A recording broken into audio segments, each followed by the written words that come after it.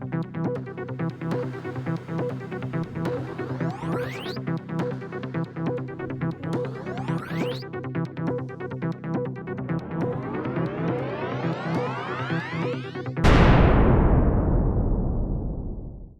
back to the show.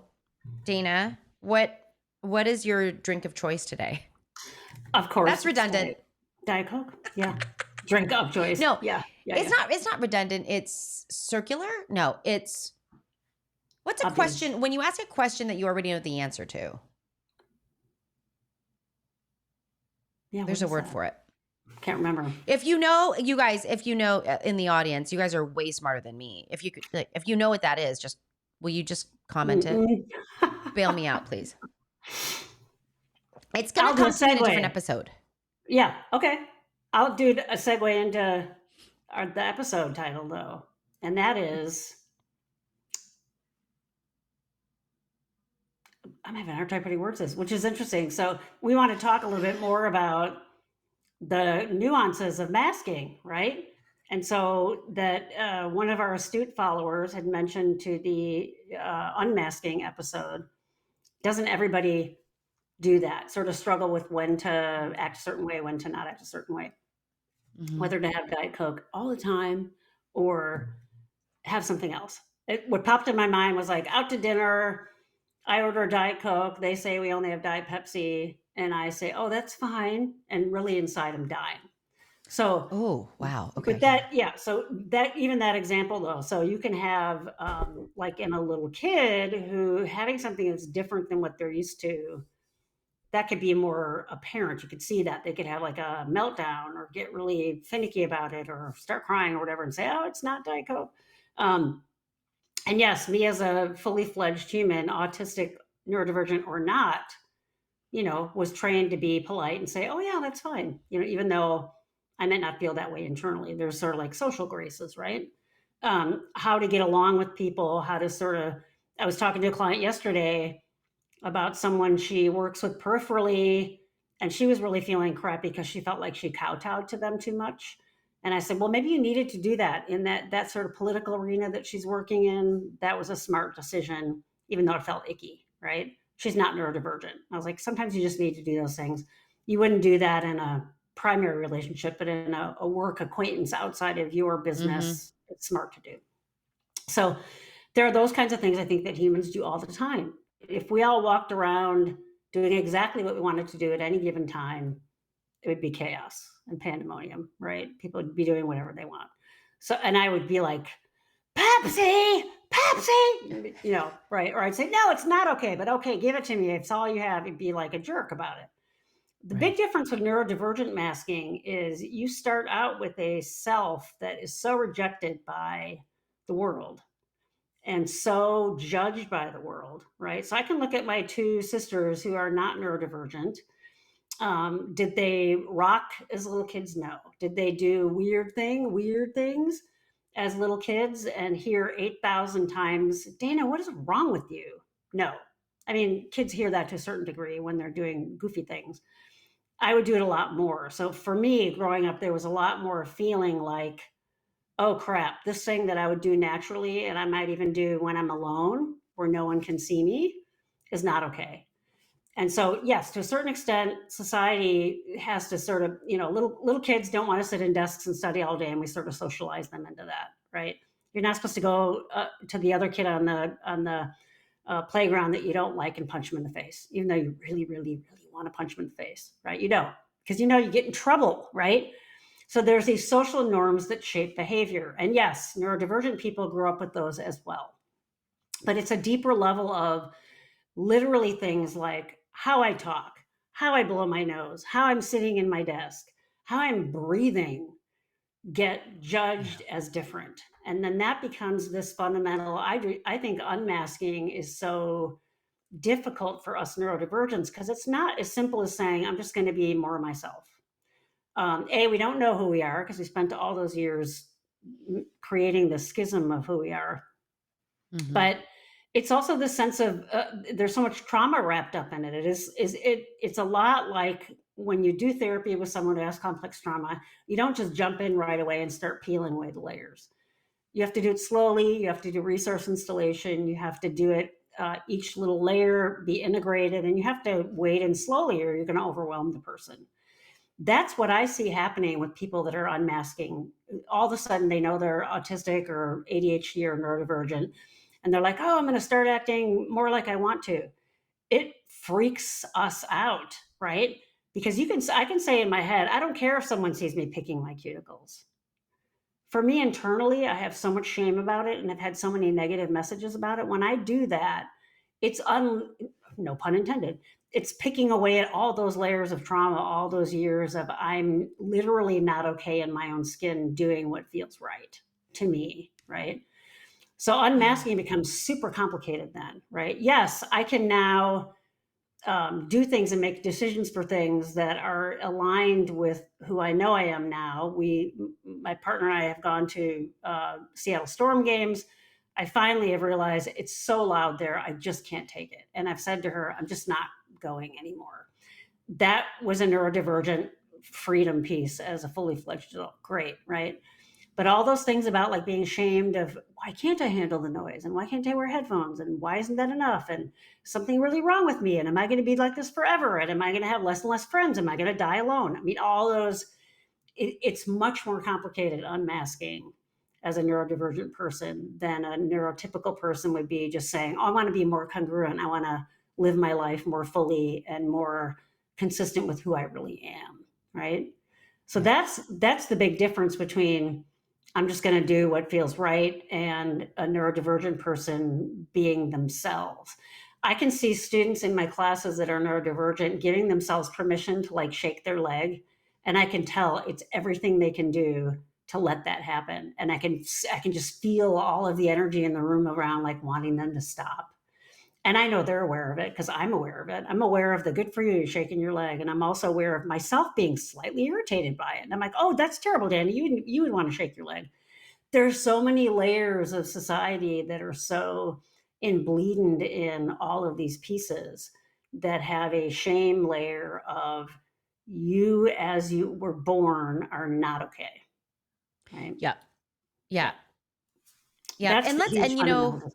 Yeah. I think that's so well defined, Dana. And, we got a comment that we tend to kind of start our episodes off and just kind of launch into topics that we automatically or assume, I'll say, that we assume that everyone knows about.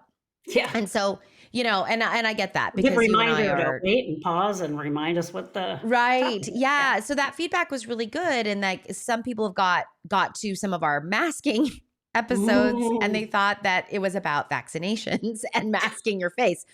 And what we're really talking about is that right. kind of masking. What we're really talking about is psychological masking. Yeah. And it's psychological masking, which is different than following social norms. Yeah. Okay. Yeah. Which is I am fundamentally broken and not normal, and I must suppress myself in order to appear okay. Yeah. Right. And so there is that is a nuance that is important. And yes, we do rely on social convention. Yeah. Well, like I said, it would be pandemonium if we didn't. Well, and it's the heart of cultures. I mean, you think about cultures all across the globe. It's like social conventions define a culture in many ways. I'm not saying that's right. I'm just saying it is the organizing principle. Yeah. Right? It's an organizing way. Yeah. We can see a current example of that being shaken in a way that society isn't typically ready for that degree of change just with the internet, because there are things out there available that normally we wouldn't see. And everybody's like, oh my God, and you can see sort of the excitement and tension that it creates at the same time. So yeah, it does. That is one of the reasons we as a species have dominated the earth. I think it's going to be our downfall too, but it's one of the reasons we've dominated the earth is that sense of how you like act in your group, right? The group that you're living with to survive or whatever, right? Would I love to in a traffic jam just drive my car on the shoulder and get there before everybody else and just say, screw all of you suckers for sitting there in traffic? Of course I would. I'm not going to do it. That's totally like just the neurotypical norm thing. You just don't do that. And I'd get a ticket, and I have a fear of authority, and there's a whole thing with that. But that sense of, is something wrong with me because I have that fancy, right? Yeah. That is and it's about every single aspect of your life when you're unmasking neurodivergence. From the spoon I use, there's jokes on the internet about, show you like 5 different forks and which one would you be able to handle? And interestingly, it's different. I thought, oh, that one, no one will pick. And there's a few people that pick this crazy looking fork. And I'm like, it makes me crazy even looking at it. To the soap I use, which is the same soap I grew up with. And I'm like, do I only use Ivory soap because my mom bought Ivory soap? Should I buy something else? Should I try something? Right? Every single aspect of your life you question for a period of time, and maybe always. And that's a lot like uncovering trauma, right? You have this thing that Yeah. you're like, oh my God, what's happening? And then you integrate it into your current brain and your current way of thinking. So you could say, oh, okay, if I was a kid who was abused by my stepfather, let's say, you as a, just making this up, 38-year-old person, woman, now are going to process through what you couldn't as a little kid with your 38-year-old brain. And that's sort of how trauma work works, right? You integrate it. That's what I mean by integrating. You fit it into your life and your frame now to make sense of it. And so, that's sort of predictable. Like, I'm afraid, or I'm mad at the person for doing that. And, why didn't my mom protect me? And all these other things that you could go with it. Those are forms of integration. That is happening when someone's unmasking too, when they get a diagnosis too, because everything all of a sudden looks like, oh my God, I'm seeing the world through this different pair of glasses. And where do I end and the autism begin, or the ADHD begin? And then if you add other people into the mix, oh my God, how am I, right? I mentioned Mm-hmm. before we went on, when I came out as autistic at work, for the most part, it's been met with very well. And I get lots of kudos for being an advocate. And it's a lot of why I am an advocate is the situation I work in. I get a lot of support there. But I also know I'm treated slightly differently than I used to be. And part of me is just kind of like, oh, there it is.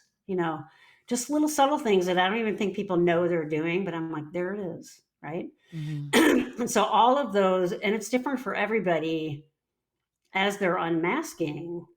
It can feel like your autism or your ADHD is worsening, because now you're like giving yourself permission to feel those things that before you just suppressed. So it can actually feel like for a while you're losing some degree of functioning. I don't see the path being the same for everybody. I've been paying attention. Like, is this similar to what I went through? I've had so many clients that are going through something similar, but it's not linear. It seems to be a little different for everybody, or I would have tried to write about it and try to create a theory about it. Other than that, anytime you're an adult and you're having to unpack lost aspects of self, neurodivergent or not, it's a process and takes a while. I was in therapy way before I ever knew I was neurodivergent for close to 20 years. And that was mostly what we were doing, was just, who is Dana? Who is Dana? Who is Dana? It's okay. You're okay. You're okay. Okay. Which is great, because that served me after I found out I'm autistic. But that sense of, um, the water in the tank is now different. Thought you were a saltwater fish, and now you're in fresh water, and you're like, oh my God, I'm going to die. So that unmasking, I think, we've talked about that being one of our largely viewed videos on this channel. Mm-hmm.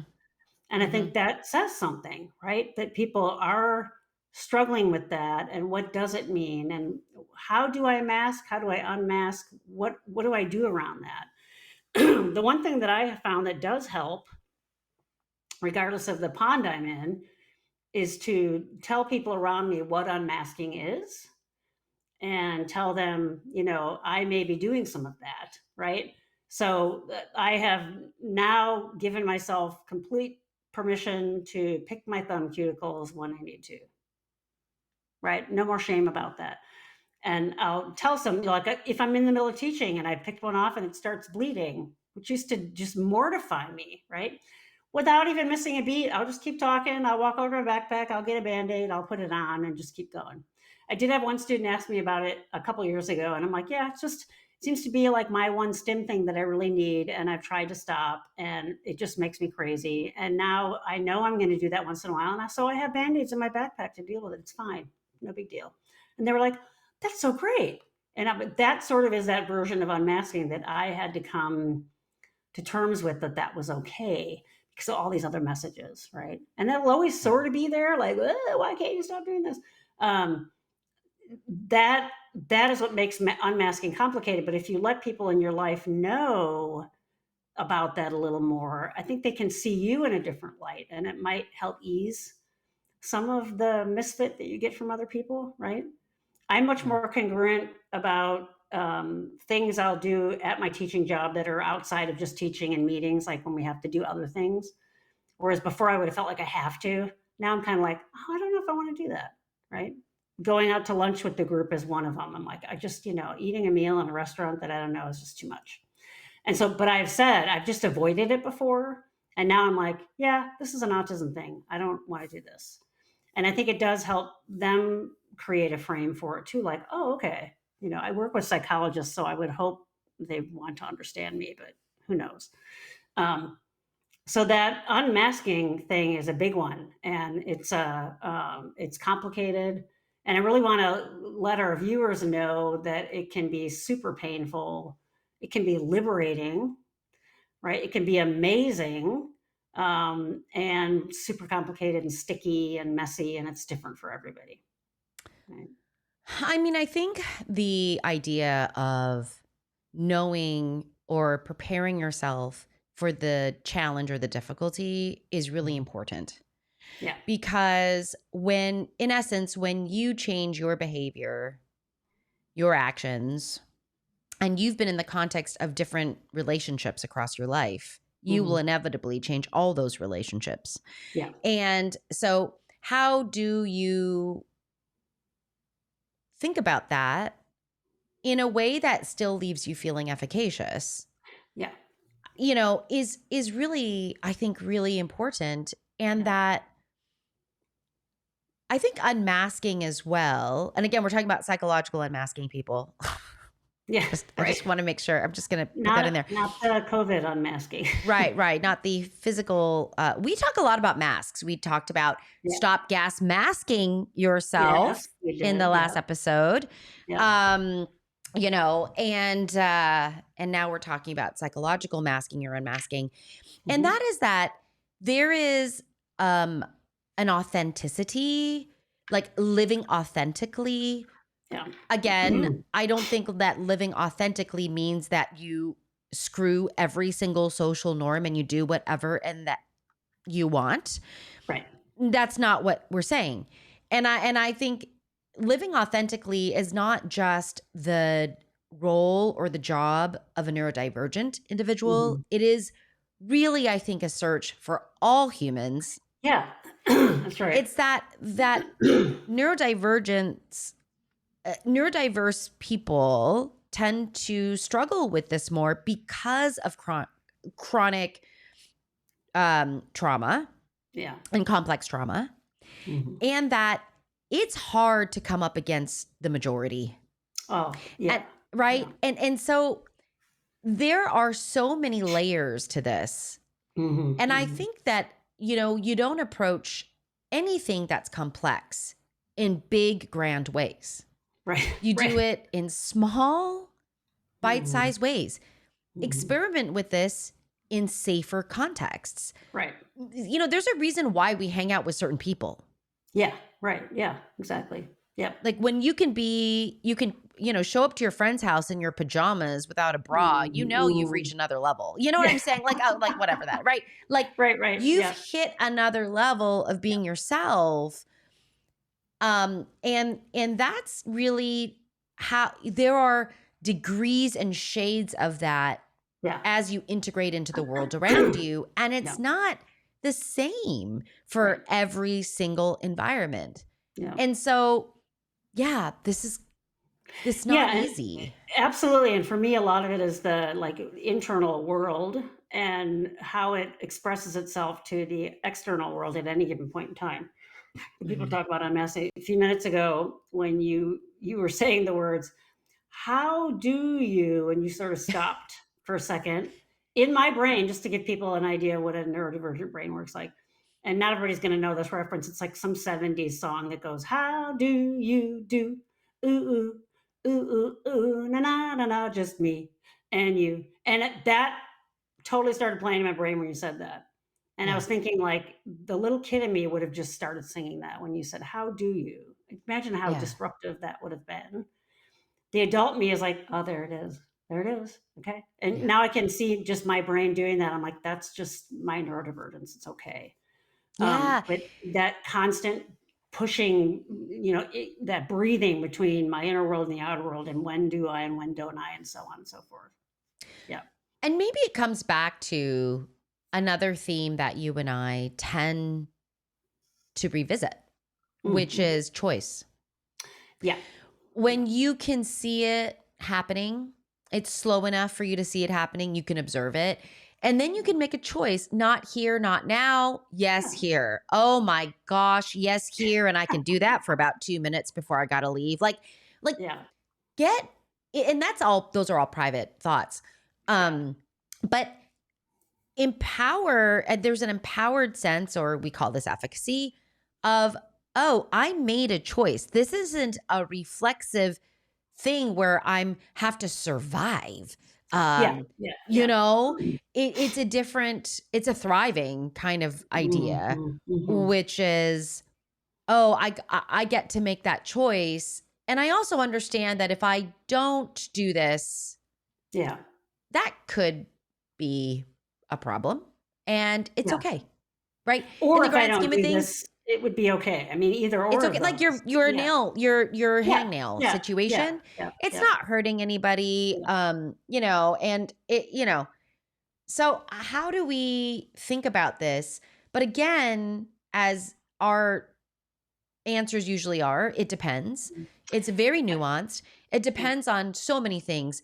Yeah. How you're feeling at the time, who's surrounding you, what Mhm. context are you in? What are the general systems and rules that are happening at that moment that Yeah, could be like, I dictated by work if or, I'd been in you my know, board exam and someone said that, of course, I wouldn't yeah, have sung that. If I yeah, was with my wife or my sister now, I would totally have broken into that, and they would have laughed.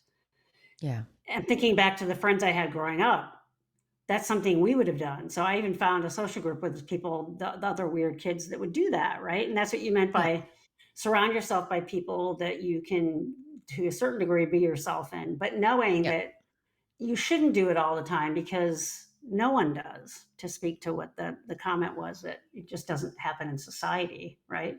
yeah, Or find the time for it, or never say anything about it. It doesn't mean you have to put it out there. You won't die if you don't, necessarily. And then you have that, you're in the driver's seat who gets to decide, and that's empowerment.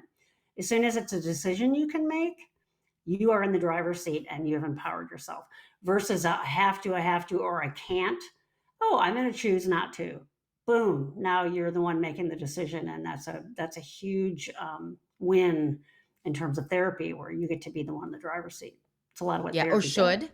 Should's another Should. one of those. Yep. Yep. Versus All right. I I should. will not. I will choose not to. Yeah. Yeah. Exactly. Yeah. Yeah. Or I will choose to and Yeah. Or choose to. understand Yeah. that those consequences, potential consequences for me are acceptable, Yeah. Exactly. Yeah. Exactly. Yeah. Yeah. right? That's right. Yeah. Okay. So, you know, here we are. We talked about ungas masking, and Yeah. now we're talking about unpsychological masking. But I do think it's good though that we can see which episodes people are watching most. Clearly, there's Mhm. more than just that half an hour that we could talk about it more, and so we'll try to do more, go deeper into some of these things for you guys. Yeah, and these are very complex topics that are so Mhm. individualized or idiosyncratic to you Yeah, that yeah, it's hard to say what's good for me is good for you. yeah, Instead, let's empower you with a way to think about it so that you can make an informed choice and right, decision exactly.